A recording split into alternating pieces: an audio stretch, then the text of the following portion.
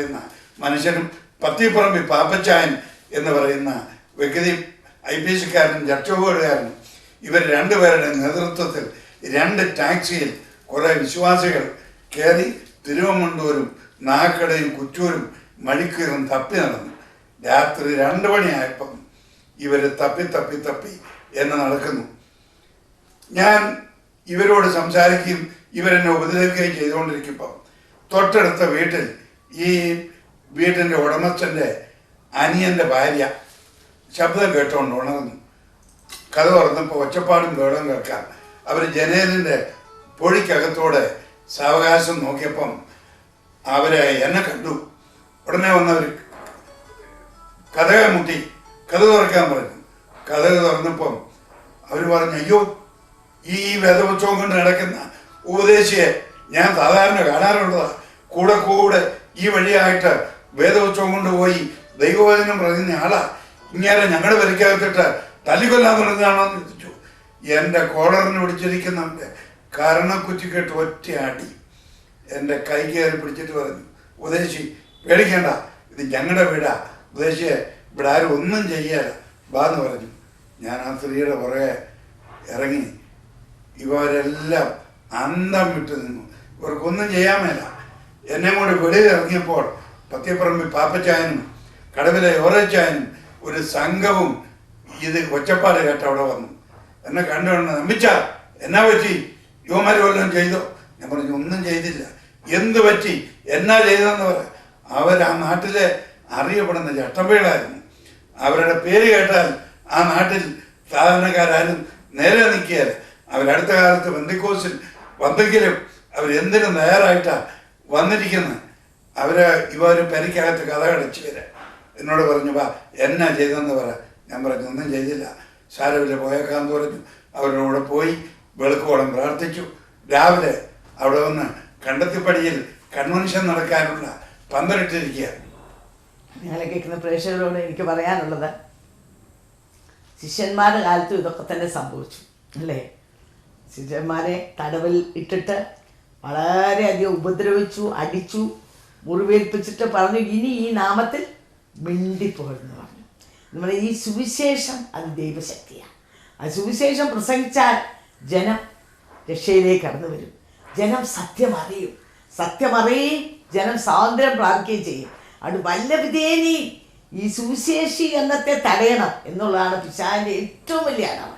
അതിന് പലപ്പോഴും ശത്രു എല്ലാ നിലയിലുള്ള ആളുകളെയും കയ്യിലെടുക്കും. നമ്മൾ ബൈബിൾ വായിക്കുന്നുണ്ട്, അവരെ മിനക്കെട്ട് നടക്കുന്ന ചിലരെ കൂട്ടിച്ചേർത്ത് എന്ത് ചെയ്തു?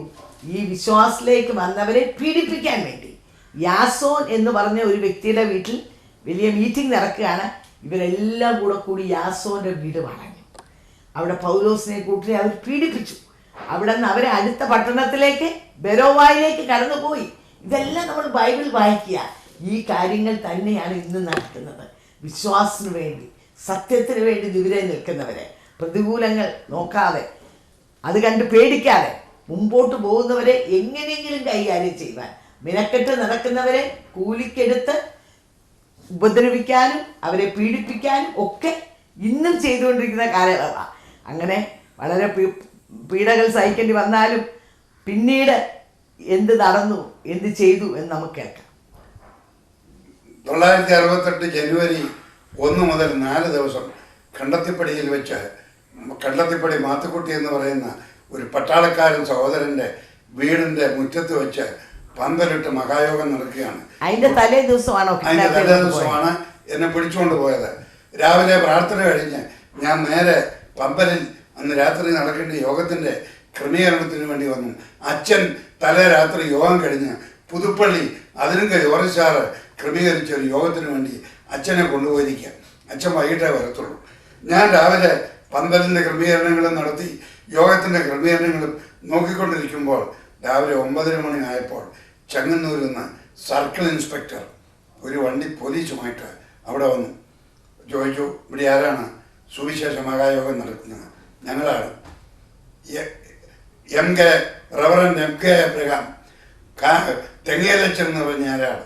അദ്ദേഹം ഇവിടെ ഇല്ല, യോഗത്തിന് പോയിരിക്കുകയാണ്. പാസ്റ്റർ VA തമ്പി ആരാണ്? അത് ഞാനാണ്. അദ്ദേഹം എൻ്റെ കയ്യിലോട്ടൊരു കടലാസ് തന്നു. ആലപ്പുഴ കളക്ടറുടെ ഉത്തരവാണ്.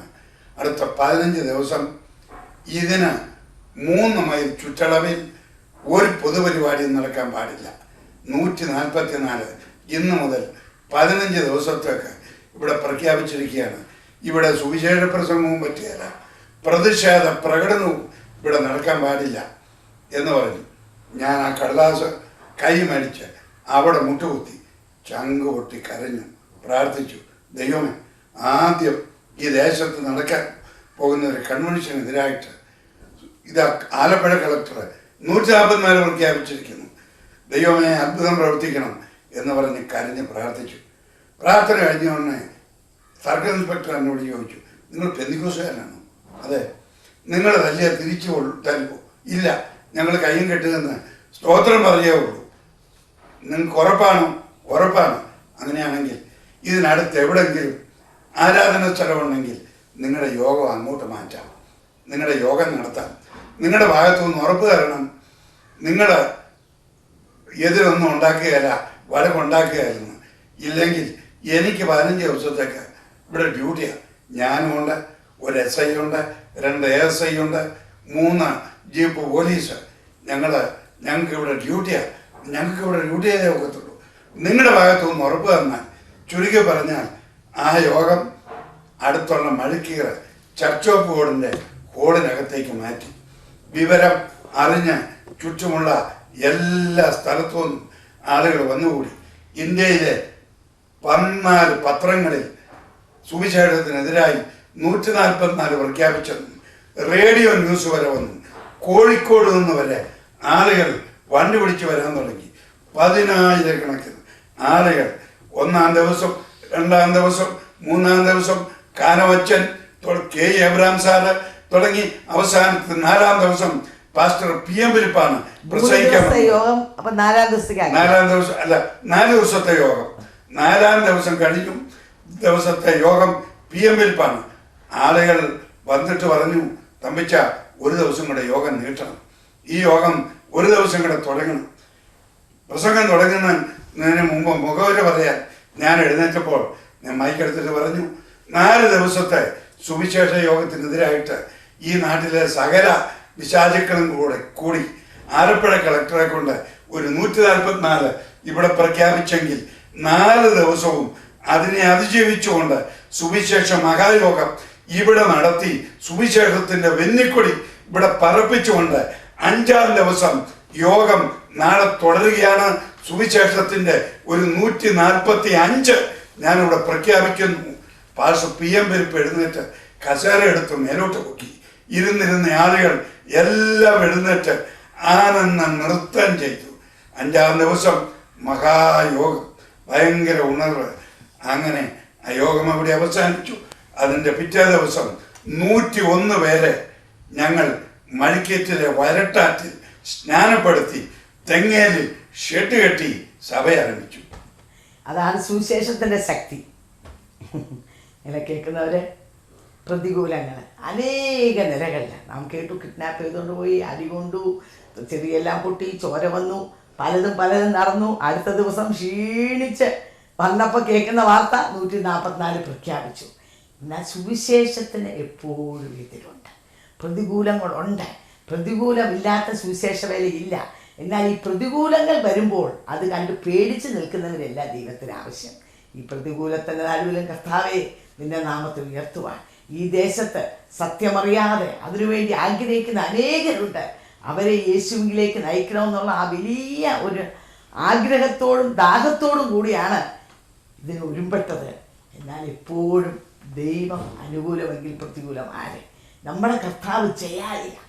നമ്മുടെ കർത്താവ് ഒരിക്കലും തോൽക്കുന്നവരല്ല. ജയാളിയായ കർത്താവിനെ പിൻപറ്റുന്ന നാമും ജയാളികളാണ്. കർത്താവിൽ കൂടെ ജയം നൽകിയ ആ വലിയ അനുഭവമാണ് നമ്മളിവിടെ കേട്ടത്. 144 പ്രഖ്യാപിച്ചു സുവിശേഷ യോഗത്തിനെതിരായിട്ടെങ്കിൽ 145 പ്രഖ്യാപിച്ചുകൊണ്ട് 5-ാം ദിവസത്തേക്ക് ആ മീറ്റിംഗ് മാറ്റിയത് മാത്രമല്ല, 101 പേരെ സ്നാനപ്പെടുത്തുവാൻ സ്വർഗമിടയാക്കി. ഈ ലോകത്തിൽ കഷ്ടങ്ങൾ, വേദനകൾ, പ്രതികൂലങ്ങൾ സഹിക്കുന്നവരെ, ഈ മരണാനന്തരം എങ്ങോട്ട് പോകുമെന്നറിയാതെ ഭാരപ്പെടുന്നവരെ, നിങ്ങൾക്ക് നിങ്ങളുടെ ജീവിതത്തെക്കുറിച്ച് ഈ മരണം കഴിഞ്ഞാൽ എങ്ങോട്ട് പോകും എന്നുള്ള കാര്യത്തെക്കുറിച്ച് നിങ്ങൾക്ക് ഉറപ്പുണ്ടോ? ദൈവത്തിൻ്റെ കാര്യങ്ങൾ പറയുന്നു, മനുഷ്യൻ്റെ ആയുഷ്കാലം 70 സംവത്സരം, ഏറെയായ 80. അതിൻ്റെ പ്രതാപം കണ്ണുനീരും ദുഃഖവും അത് വേഗത്തിരിയും നാം പറന്നു പോവുകയും ചെയ്യും. പറന്ന് എങ്ങോട്ട് പോകും? അത് ഉറപ്പാക്കേണ്ടത് ഇവിടെ ഈ ജഡത്തിലായിരിക്കുമ്പോഴാണ്. അതിനുവേണ്ടി നിങ്ങൾ മറ്റൊന്നും ചെയ്യണ്ട. നിങ്ങൾക്ക് വേണ്ടി യാഗമായവൻ, നിന്ന് ഏറ്റവൻ, രക്തം ചൊരിഞ്ഞവൻ ആ യേശുവിലേക്ക് ഇന്ന് രാത്രി ഒന്ന് കടന്നു വരുമോ? ഒരു വാക്ക് പ്രാർത്ഥിക്കുമോ? യേശുവേ, എന്നെ കൂടെ സ്വീകരിക്കണമേ. ഇവരുടെയൊക്കെ അനുഭവങ്ങൾ, ഇവരെല്ലാം യേശുവിന് വേണ്ടി എന്തെല്ലാം ത്യാഗങ്ങൾ സഹിച്ചു എന്ന് ഞങ്ങൾ കേട്ടു. യേശുവേ, നിനക്ക് വേണ്ടി ജീവിക്കുവാൻ ഞാൻ എന്നെ തന്നെ അർപ്പിക്കുന്നു എന്നൊരു വാക്ക് പ്രാർത്ഥിക്കുമോ? ഇന്ന് രാത്രി യേശുവിനെ സ്വന്തമാക്കും.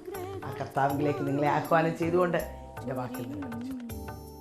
ഈ പ്രോഗ്രാം നിങ്ങൾക്ക് തീർച്ചയായും ഒരു അനുഗ്രഹമായി തീർന്നെന്ന് ഞങ്ങൾ വിശ്വസിക്കുന്നു. നിങ്ങൾക്ക് എന്തെങ്കിലും അഭിപ്രായങ്ങളോ പ്രാർത്ഥന വിഷയങ്ങളോ ഉണ്ടെങ്കിൽ ഞങ്ങളുമായി ബന്ധപ്പെടുക. ഞങ്ങളുടെ മേൽവിലാസം New India Church of God, Bethesda communications, Chingavanam, Kottayam. Phone number 0481-243-0329, 653339. Mobile number 9447578202. Email ID mariammathampi@yahoo.com. അടുത്ത ആഴ്ച ഇതേ സമയം വീണ്ടും കാണാം. ദൈവം നിങ്ങളെ അനുഗ്രഹിക്കട്ടെ.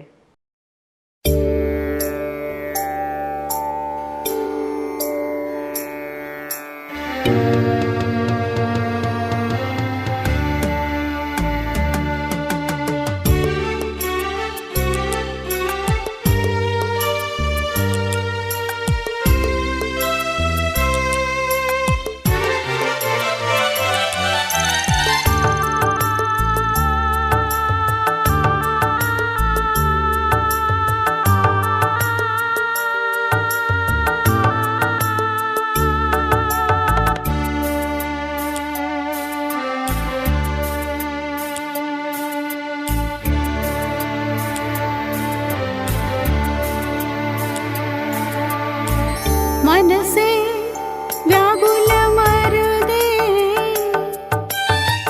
കരുതാൻ നിനക്കവൻ മനമടുത്തുണ്ട്. മനസ്സേ വ്യാകുലമരുതേ, കരുതാൻ നിനക്കവൻ മനമടുത്തുണ്ട്. കണ്ണുകൾ കാൺമതില്ല, കാതുകൾ കേൾപ്പതില്ല. കണ്ണുകൾ കാൺമതില്ല, കാതുകൾ കേൾപ്പതില്ല. ഒരു ഹൃദയത്തിലും അത് തോന്നിയിട്ടില്ല.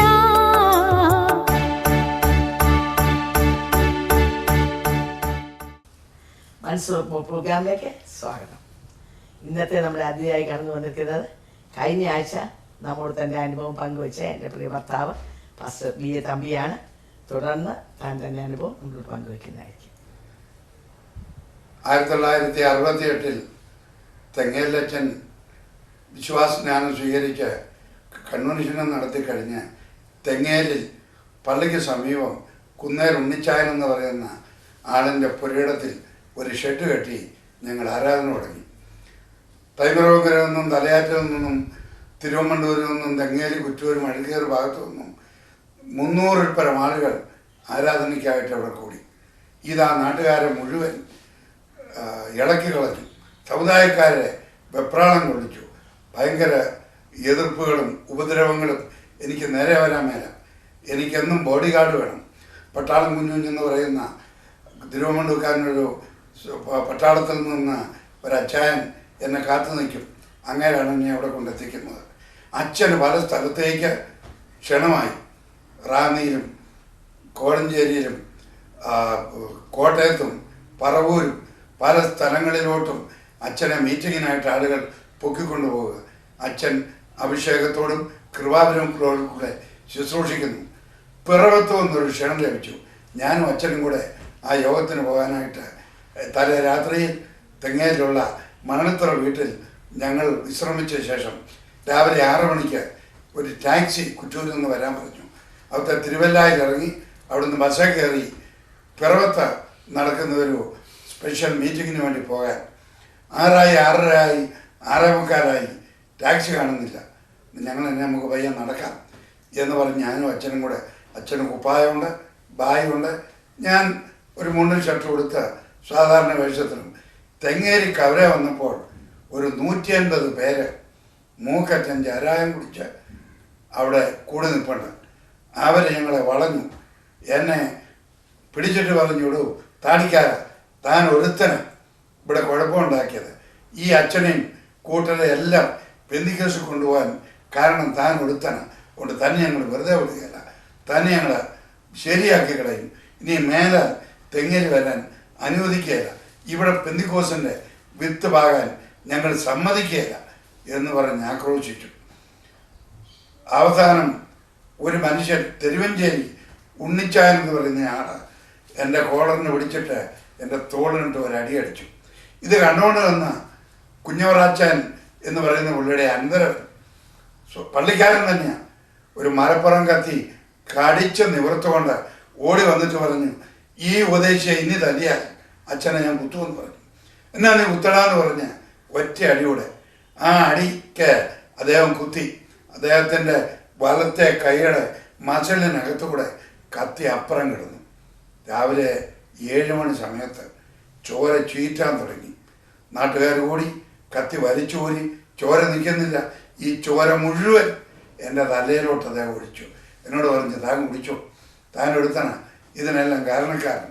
എൻ്റെ തല മുതൽ പാദം വരെ ഒരു 1.5 ലിറ്റർ ചോര കോരി ഒഴിക്കുന്ന പോലെ ഒഴിച്ചു. നാട്ടുകാർ കൂടി, അയൽവക്കംകാർ കൂടി ഭയങ്കര ജനക്കൂട്ടമായി